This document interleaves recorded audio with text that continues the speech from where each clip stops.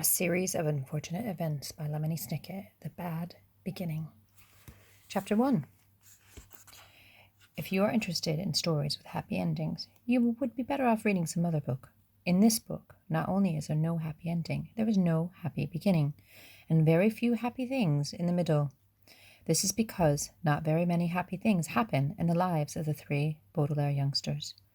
Violet, Klaus, and Sonny Baudelaire were intelligent children, and they were charming and resourceful, and had pleasant facial features, but they were extremely unlucky, and most everything that happened to them was rife with misfortune, misery, and despair.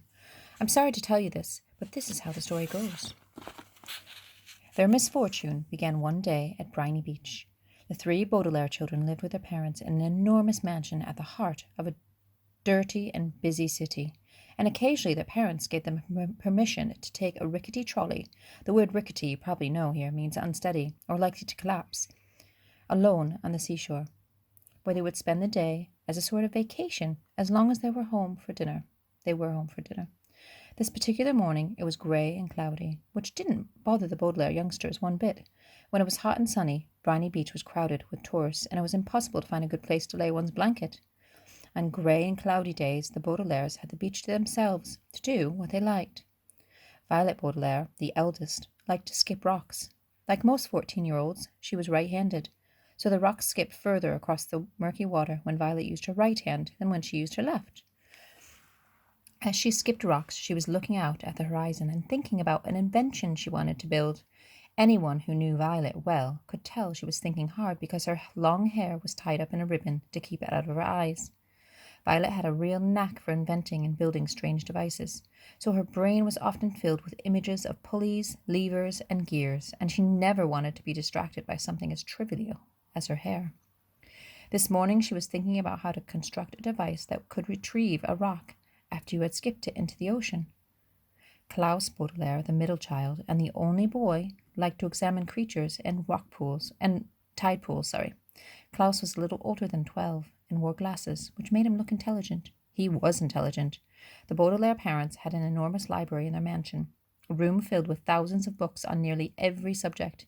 Being only 12, Klaus, of course, had not read all of the books in the Baudelaire library, but he had read a great many of them and had retained a lot of the information from his readings. He knew how to tell an alligator from a crocodile. He knew who killed Julius Caesar, and he knew much more about the tiny, slimy animals found at Briny Beach, which he was examining now. Sonny Baudelaire, the youngest, liked to bite things. She was an infant and very small for her age, scarcely larger than a boot. What she lacked in size, however, she made up for with the size and sharpness of her 4 teeth. Sonny was at an age where one mostly speaks in a series of unintelligible shrieks, except when she used the few actual words in her vocabulary, like bottle, mummy, and bite. Most people had trouble understanding what it was that Sonny was saying. For instance, this morning, when she was saying gack over and over, which probably meant, look at that mysterious figure emerging from the fog. Sure enough, in the distance, along the misty shore of Briny Beach, there could be seen a tall figure striding towards the Baudelaire children.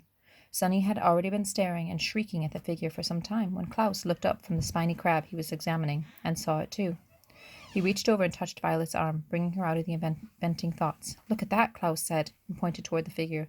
It was drawing closer, and the children could see a few details. It was about the size of an adult, except its head was tall and rather square. What do you think it is? Violet asked. I don't know, Klaus said, squinting at it, but it seems to be moving right towards us.